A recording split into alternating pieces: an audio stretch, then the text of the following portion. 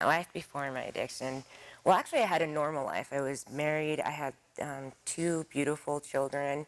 Everything was really good.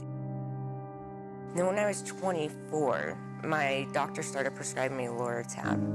And when I take a Loratab, when I take a pain pill, I feel like Wonder Woman. Everything that I've been running from, I don't feel.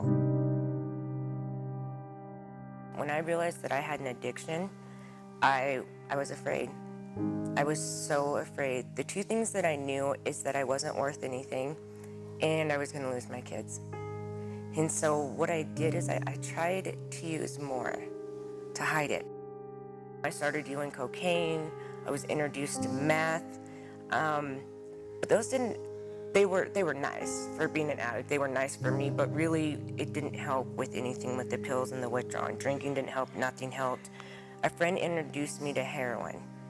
And I never in a million years thought I would use heroin. Like end up to be this homeless heroin addict, never. You get desperate, so you do desperate things and you become someone you never thought you would become. I was hanging out with some pretty big monsters. I ended up losing custody of my kids. I became homeless. I lost my apartment. I started dating a guy in a gang. At 33, I turned myself into this.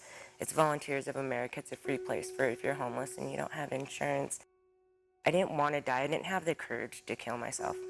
I didn't, but I wanted everything like that I was feeling and going through to end. I needed that year. I needed that peer-to-peer support. I needed a time out from everyone in the entire world and to learn how to relive life from everything that I had been doing. I finally got custody of my kids back. I went to the legal aid. It took me 2.5 years to get my kids back in my life. That's when my journey really began. I just kept showing up, and then I would leave and cry, and then I would just keep showing up because I kept my kids in mind. Like, I want to be a mom. I want to be a mom. That's all I wanted to do was be a mom.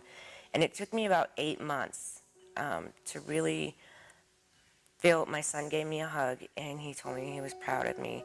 And that's when my sobriety really began. That's when my life began.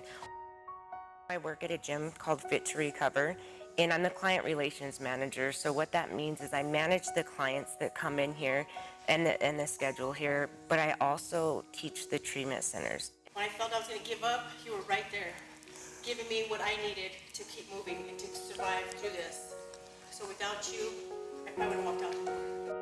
I get to give back what's given to me, and ultimately that's what keeps me sober. We don't care. Come in. Your gender, your race, your size. If you have shoes, go barefoot. And the thing that I like is the connection piece. I need the connection piece, but I like to give the connection piece because hugs are so powerful.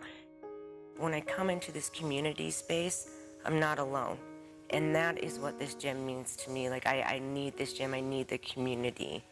And so that Fit to Recover absolutely stands for a lot that I think that a lot of other communities, I don't care if you're in recovery or not, I think people recover from a lot of different things or have behavioral things.